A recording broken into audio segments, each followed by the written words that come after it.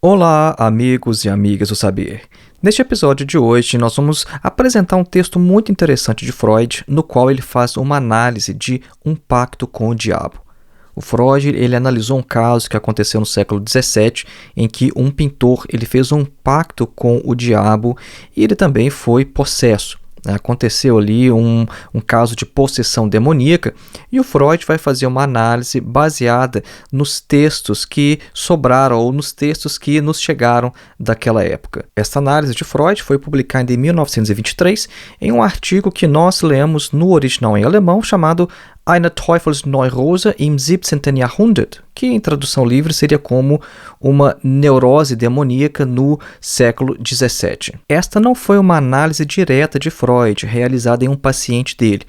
Assim como aconteceu no famoso caso Schreber, o Freud ele analisou apenas os textos deste caso, do pintor chamado Christoph Heitzmann, ocorrido, como nós já falamos, no século XVII. Então nós veremos aqui que algumas das características desse caso encontram aplicação universal. E nós estamos afirmando isso logo no início, por quê? Porque, não obstante diversos aspectos da neurose desse pintor serem específicas de seu caso, há alguns aspectos mais gerais que podem nos ajudar a compreender a possessão demoníaca e os casos de exorcismo em geral, tais como nós nos encontramos principalmente em comunidades mais pobres e com forte presença de igrejas neopentecostais hoje. Então vamos lá, acompanhem.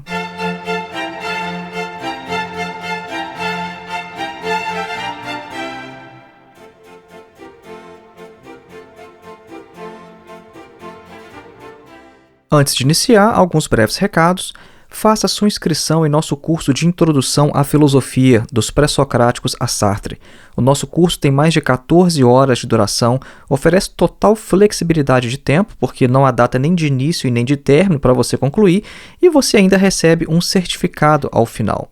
O nosso objetivo é colocar você em contato direto com alguns dos principais textos da história da filosofia. Então, ao invés de ler comentadores ou literatura secundária falando sobre os filósofos, os nossos vídeos eles vão lhe preparar para ler diretamente textos de Platão, Aristóteles, Sêneca, Marco Aurélio, Santo Agostinho, Tomás de Aquino, René Descartes, Kant, Hegel, Marx, Sartre e etc.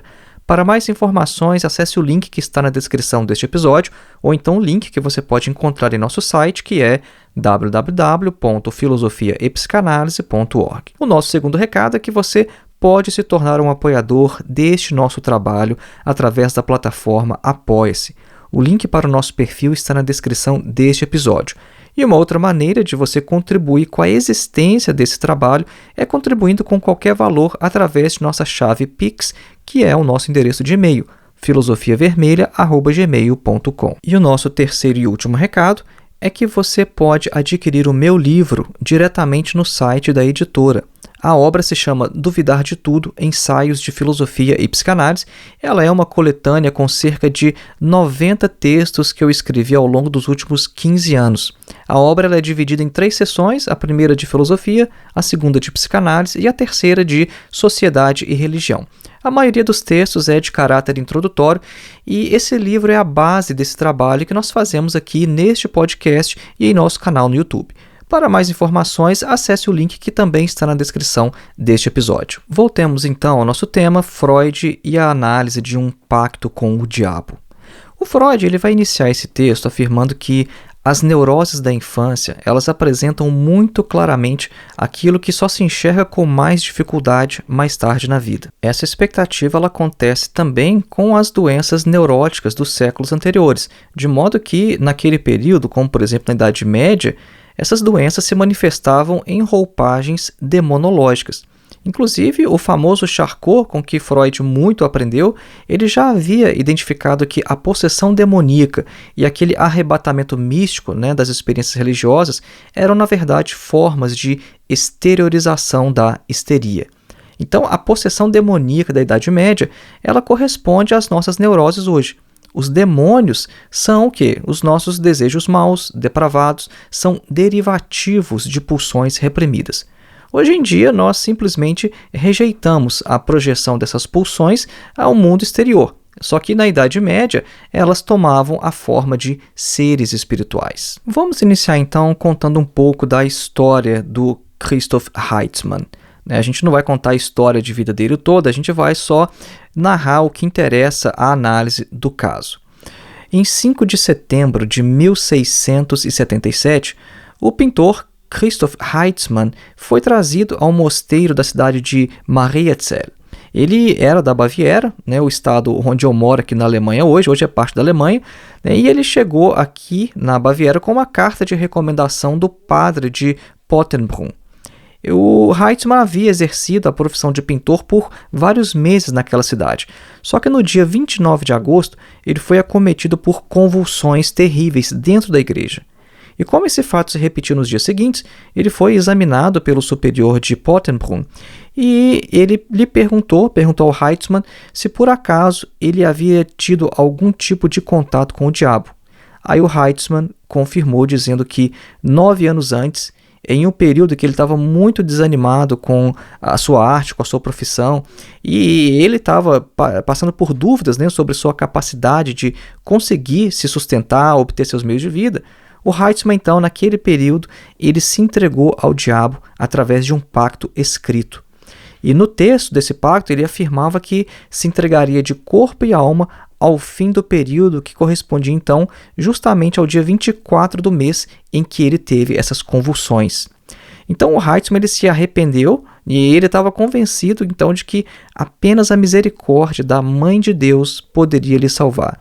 E isso obrigaria o diabo a renunciar ao contrato que foi escrito, inclusive, com sangue. No relato do caso, nós lemos que no dia 8 de setembro, no dia justamente que se celebra, né, o dia da Santa Maria, o dia do nascimento de Maria, após ter jejuado e orado, o Heitzmann recebeu a visita do diabo à meia-noite, o qual lhe apareceu em forma de dragão, e o diabo então lhe devolveu o pacto que havia sido firmado entre os dois, só que ele devolveu o pacto escrito com sangue, né? Porque mais à frente a gente vai mencionar sobre os 2 pactos que ele fez com o diabo.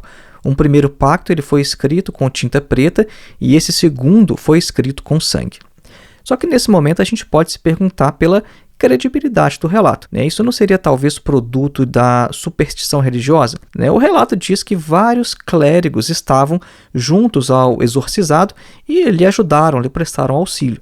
Agora, se fosse afirmado que vários desses padres, desses monges, eles também viram o dragão quando apareceu para o Heitzmann, então a gente, né, iria se deparar com algumas possibilidades bem desagradáveis, né, sendo que a menor delas seria de alucinação coletiva. Só que em nenhum lugar do relato, em nenhum momento, é afirmado que os padres de fato viram o diabo. O relato diz apenas que o pintor, enquanto estava sendo exorcizado, ele se livrou ali dos clérigos, dos monges, ele foi a um canto da capela onde ele dizia estar vendo o diabo e ele voltou de lá com o contrato na mão. Então esse foi o momento em que ele foi liberto pela primeira vez, né? Nessa sessão de exorcismo ele teve ali o pacto, né, com o diabo, aquele contrato de volta.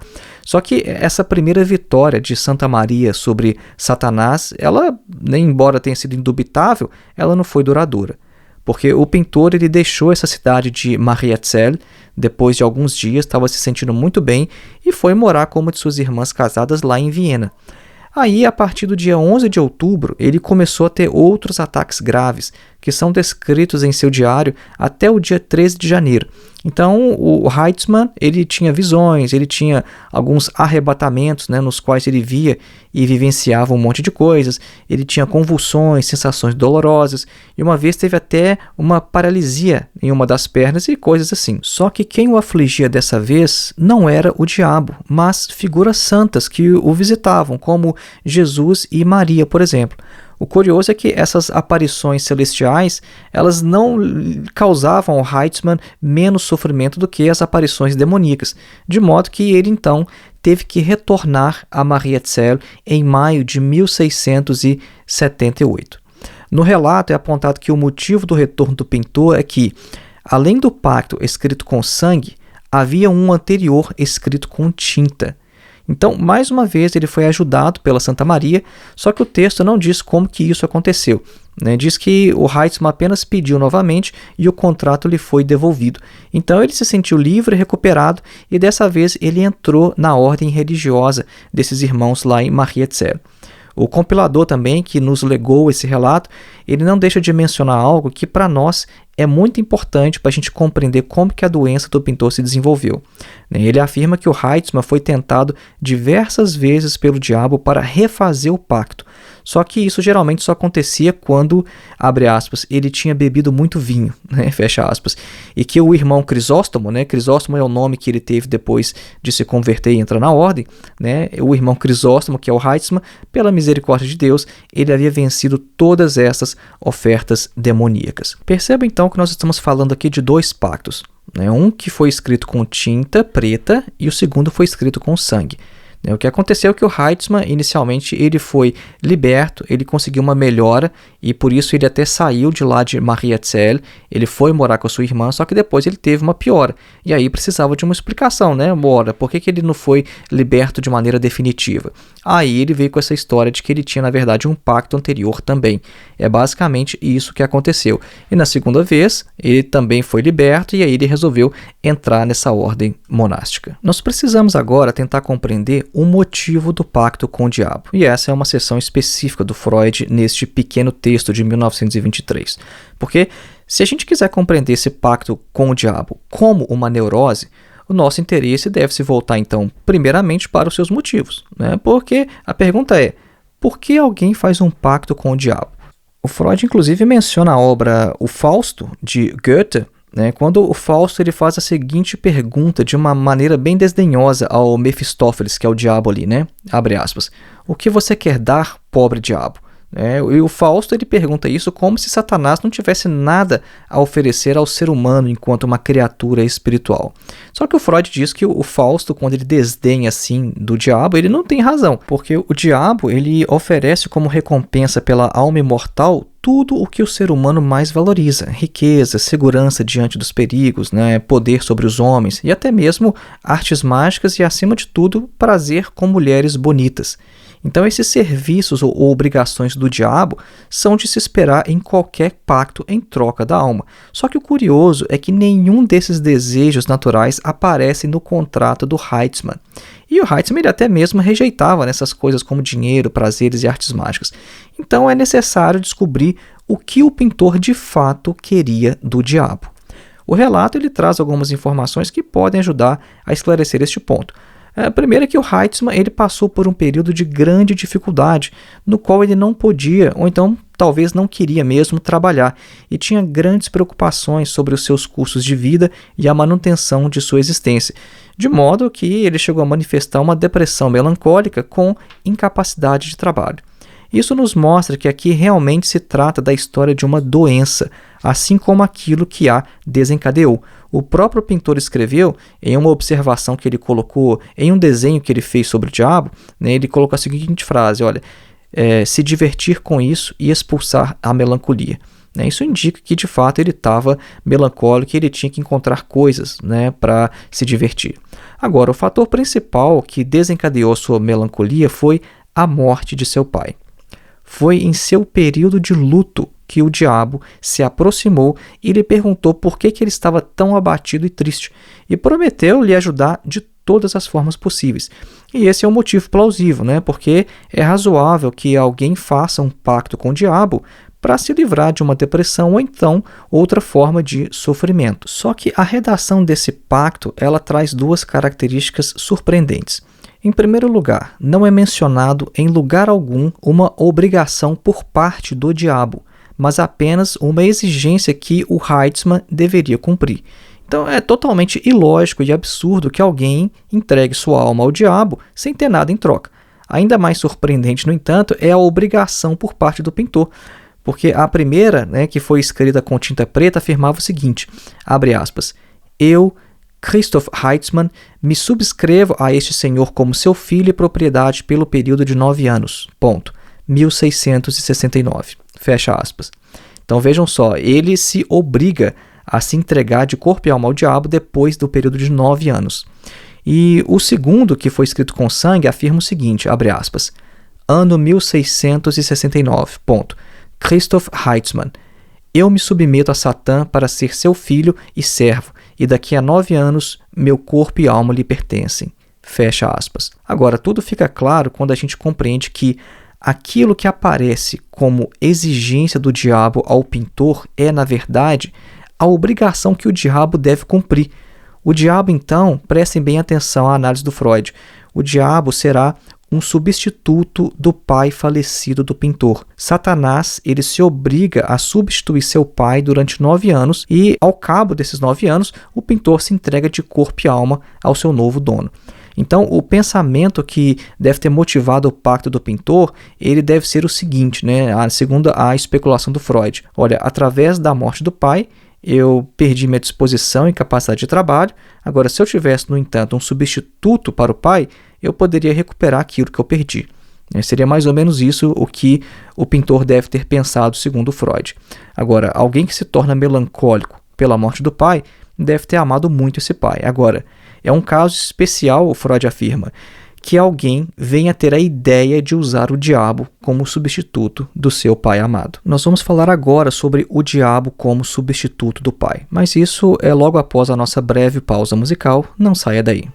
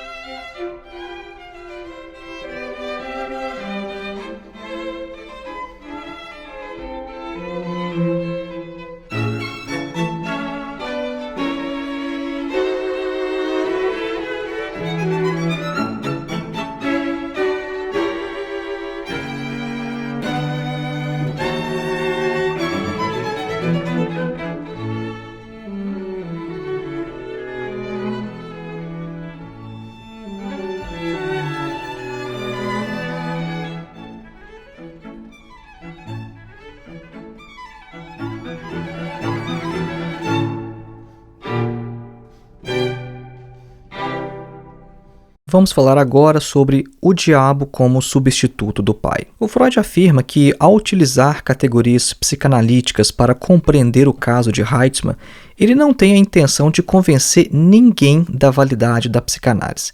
Porque se o indivíduo ele já não está convencido da validade das descobertas da psicanálise, não vai ser o caso desse pintor do século XVII que vai fazer o indivíduo mudar de ideia. Então, no caso em questão, o Freud tem como um de seus pressupostos a validade da psicanálise e vai a utilizar para compreender o adoecimento desse pintor. E a justificativa para tal procedimento vem justamente do sucesso das investigações psicanalíticas sobre a essência das neuroses de forma geral. Então voltemos então à nossa hipótese de que o diabo, a quem o pintor se sujeitou, é um substituto do pai. E em suporte a essa conjectura, a gente pode mencionar também o fato de que a forma com que o diabo inicialmente apareceu para o Heitzmann é uma forma de um cidadão mais velho, com barba, vestindo um manto vermelho, com chapéu preto, com a mão direita apoiada em uma bengala e com um cachorro preto ao lado.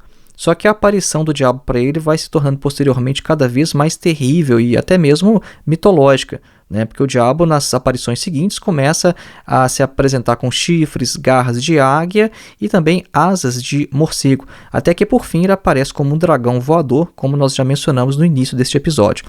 Nós sabemos dessa descrição porque ela também está desenhada. O Heitzmann era um pintor, ele também desenhava, e nessa edição em alemão do texto do Freud tem até esses desenhos reproduzidos, os desenhos feitos pelo próprio Heitzmann. Agora, pode soar inicialmente estranho quando nós dizemos que o diabo aparece aqui como um substituto do pai. Só que a gente pode diminuir um pouco dessa surpresa se nós nos lembrarmos também que o próprio Deus é um substituto do Pai, ou um Pai superior ou então mais elevado. Ou seja, o próprio Deus é também um modelo para o Pai terreno, como o indivíduo experimenta esse Pai terreno na infância, ou então como o gênero humano experimentou em sua pré-história, como o pai da horda primitiva. Mais tarde na vida, o indivíduo cresce e ele vê o pai de maneira diferente, O pai ele parece menor do que parecia antes. Só que esse modelo de pai que a criança experimenta em sua tenra infância, ele permanece no inconsciente e se mistura juntamente com os vestígios de memória do pai da horda primitiva à ideia de Deus. E nós sabemos também, através da análise individual, que a relação com o pai é, desde o início, ambivalente. A relação com o pai não possui apenas sentimentos afetuosos, mas tem também sentimentos de hostilidade, e a mesma ambivalência domina também a nossa compreensão da relação do homem com a divindade. Então percebam aqui uma coisa muito interessante. Quando o Freud afirma que o diabo apareceu para o Heitzmann como um substituto do pai, bom, isso não está muito distante do fato de que todos nós sabemos que na religião Deus é um substituto para o pai. O Freud explica isso muito bem em sua obra O Futuro de uma Ilusão. Agora, quanto a Satanás, nós sabemos que ele é uma contraparte de Deus e tem uma natureza muito próxima da própria natureza divina. A história de Satanás não é tão bem investigada quanto a de Deus e nem todas as religiões possuem um espírito mau ou então opositor a Deus. Mas é certo que qualquer Deus pode se tornar um demônio quando ele é vencido ou substituído por novos deuses. Na mitologia cristã, por exemplo, Satanás é o quê? Um anjo caído e possui também uma natureza divina, de modo que não é preciso muita perspicácia para a gente perceber que Deus e o diabo eram inicialmente idênticos, eles tinham uma forma única e que posteriormente eles foram divididos em dois seres com características opostas. No início das religiões, era o próprio Deus que possuía todas as características que posteriormente apareceram reunidas em sua figura de oposição, ou Satanás no caso. Agora, a psicanálise conhece bem o processo de divisão de uma representação com conteúdo ambivalente em duas oposições contrastantes.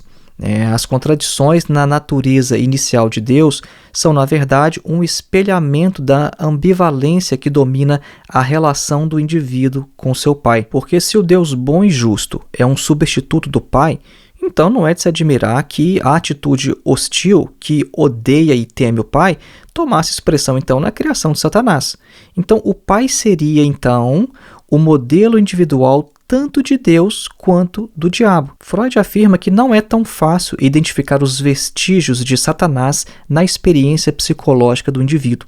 Quando os meninos desenham caricaturas, por exemplo, é possível quase sempre identificar que estão zombando do pai. E quando ambos os sexos, agora envolvendo meninos e meninas também, sonham com ladrões ou então com pessoas invadindo suas casas, isso é geralmente um símbolo típico para a figura do pai, assim como o medo de alguns animais. Então nenhum caso é tão claro, no entanto, quanto o do pintor Christoph Heitzmann, que tomou o próprio diabo como substituto de seu pai. Inclusive, aqui no podcast nós temos um episódio sobre a interpretação dos sonhos, e lá nós mencionamos de passagem essa questão sobre sonhar com ladrões. Nessa obra de 1900, o Freud já havia identificado que sonhos com ladrões geralmente são uma forma, uma espécie de representação de sonho com o próprio pai. Outra questão importante de se mencionar aqui é que uma melancolia muito profunda causada pela morte do pai não é algo tão incomum. Só que no caso Heitzmann, ela parece indicar uma daquelas instâncias em que ela é resultado não só de um amor muito grande pelo objeto perdido, mas também de uma ambivalência em relação a ele. Porque, tendo em vista a análise de outros pacientes, é possível conjecturar que a incapacidade de trabalho desenvolvida após a morte do pai, ela tenha sido o resultado de uma possível oposição do pai à escolha de profissão do filho, de modo que a doença do Heitzmann tenha sido uma espécie de obediência tardia e expressão de arrependimento.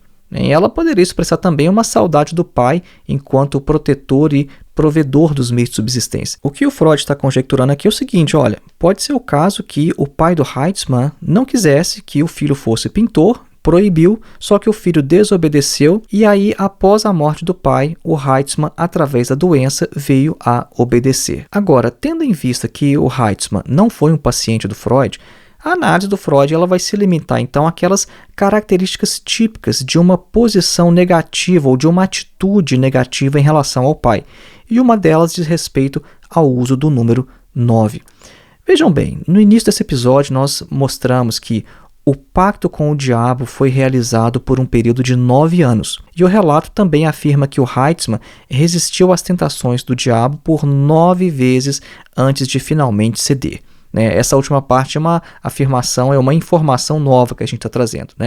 No início a gente falou que foi um período de 9 anos, mas em algum momento do relato também tem essa informação, que o Heitzman resistiu às tentações do diabo por 9 vezes. E aí o Freud nos lembra o seguinte, olha, o número 9 é bem conhecido nas fantasias neuróticas. Esse é o número dos meses de gravidez e geralmente indica uma fantasia relacionada a essa questão. O pacto com o diabo falava sobre 9 anos, e não 9 meses. Só que isso é um detalhe sem muita importância nas fantasias inconscientes, como já é bem conhecido na análise dos sonhos. Nos sonhos, por exemplo, 9 anos podem muito bem representar 9 meses e vice-versa. Outra característica que a gente encontra nos sonhos e que na verdade diz respeito à própria estrutura do inconsciente é que o número 0 também não tem valor algum nos sonhos, de modo que $5, quando aparece em um sonho, eles podem estar representando 5, 50 ou então $500 na realidade. Agora, outro detalhe na relação do pintor com o diabo toca na questão da sexualidade. Porque na primeira vez que o pintor viu o diabo, esse apareceu na forma de um cidadão honrado, como nós já descrevemos. Agora, na segunda vez, no entanto, o diabo já estava nu e possuía seios, os quais reapareceram em todas as outras ocasiões, até mesmo em uma na qual o diabo também possuía um pênis enorme. Essa afirmação do caráter feminino através de seios grandes pode parecer, num primeiro momento, estar em contradição com a interpretação de que o diabo é para um pintor um substituto do pai. Como assim? Se é um substituto do pai, por que tem seios? Agora, a questão fica mais clara, no entanto, quando a gente toma essa característica apenas como um momento da parte negativa de sua relação com o pai. Porque o pintor aqui, segundo Freud, ele está lutando contra a sua atitude feminina em relação ao seu pai. E essa atitude ela tem o seu ápice em sua fantasia de gravidez, de carregar um filho do pai, que são os 9 anos de duração do pacto. Então, com o luto desencadeado pela morte do pai e com o aumento da saudade, a fantasia recalcada de gravidez ela também foi reativada, contra a qual ele precisa agora se defender através da neurose e do rebaixamento do seu pai. É possível ainda a gente apontar 2 razões para as características femininas que aparecem no corpo do pai, representado aqui pelo diabo. A primeira é que, de forma mais geral, a atitude feminina da criança em relação ao pai, ela decorre da compreensão do menino de que a concorrência com a mulher pelo amor do pai tem como condição o abandono dos próprios genitais. E aqui a gente está se referindo a uma situação muito conhecida para quem já tem um contato com a psicanálise, que é a castração. Então, a rejeição da atitude feminina é, assim, a consequência da luta contra a castração, a qual vai encontrar sua expressão mais forte na fantasia contrária de castrar o próprio pai, de tornar o pai uma mulher. Então, os seios no diabo, eles vão corresponder a uma projeção da própria feminilidade do Heitzman no substituto do pai, que é o diabo. E uma outra explicação desses traços femininos no diabo não tem a ver com uma atitude negativa, mas sim de afeição, mostrando que parte do carinho da mãe foi transferido para o pai, sinalizando com isso também uma forte fixação do Heitzman em sua mãe. Então, tendo em vista que a sua relutância contra a castração torna impossível a superação de seu desejo pelo pai, fica claro por que o pintor se volta para a figura da mãe. Vejam só, o Heitzman ele estava convencido de que apenas a Santa Maria poderia lhe livrar do pacto com o diabo. E o Heitzman teve a sua liberdade justamente no dia em que se celebra o aniversário da Mãe de Deus na cidade de Marietzel, que é 8 de setembro. Então isso não é uma mera coincidência. Foi justamente no dia de Santa Maria que ele foi liberto. Só a mãe poderia lhe libertar. Agora, teria sido todo esse caso do Heitzmann só engodo, uma falsificação, charlatanismo, simulação? Bom, nós vamos abordar isso e nós vamos apresentar a conclusão de Freud, uma conclusão muito interessante e que vai nos ajudar a compreender vários casos de exorcismo que nós encontramos hoje. Mas isso é logo após a nossa breve pausa musical. Já voltamos.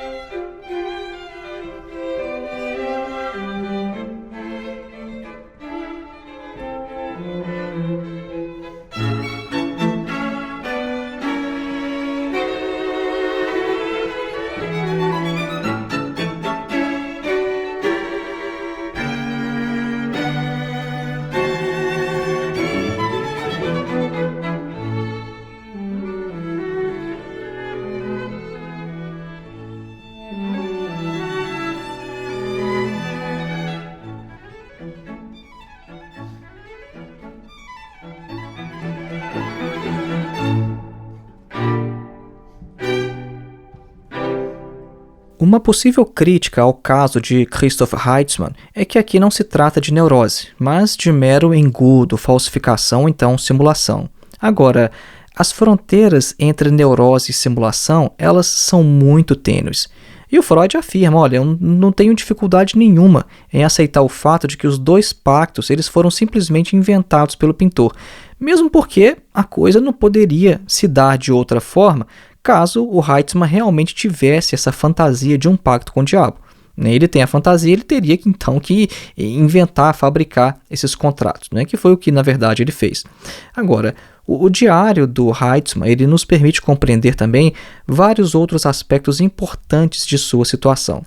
Nós devemos nos lembrar que o pintor fez o pacto com o diabo porque, depois da morte do seu pai, ele perdeu sua capacidade de trabalhar e ele tinha medo de não conseguir os seus meios de vida. Nesse momento, então, depressão, incapacidade de trabalho e melancolia estavam todos relacionados. E um dos motivos de o diabo aparecer com seios talvez fosse para representá-lo como um pai lactante, ou seja, um pai que provê, o pai que dá o leite ali para o filho. Então, a carta de um dos padres na época afirmava que o Heitzmann ele estava não apenas em necessidade moral, mas também material. E a primeira série de visões que o pintor teve em Viena, quando ele estava lá na casa da irmã, por exemplo, são típicas dessas fantasias que as pessoas pobres têm por conforto e bem-estar. O Heitzmann, no final das contas, ele era um artista e também um filho desse mundo, de modo que para ele não era assim tão fácil abrir mão desse mundo de pecados, como a igreja vai chamar. Agora, no final das contas, no entanto, ele teve que fazer isso e acabou entrando para uma ordem religiosa para dar fim à sua difícil situação material. A conclusão de Freud é que o Heitzmann queria o tempo todo apenas garantir sua sobrevivência. E eu acho essa conclusão do Freud fantástica e nos permite aqui até um diálogo com a filosofia social e principalmente com o marxismo. né? Porque o Freud está relacionando aqui a neurose às condições de vida do próprio pintor. Então, a primeira vez que o Heitzmann tentou lhe garantir a sua sobrevivência foi com a ajuda do diabo e às custas da sua beatitude. Agora, como isso não funcionou e ele teve que desfazer o primeiro pacto, ele então tentou isso mais uma vez e agora ele acabou entrando para uma ordem religiosa, sacrificando ali a sua liberdade e a possibilidade de desfrutar dos prazeres da vida. Então o Freud fala, olha, talvez o próprio Heitzmann é que era um pobre diabo na vida, que não teve sorte ou então não tinha as habilidades mínimas necessárias para sobreviver.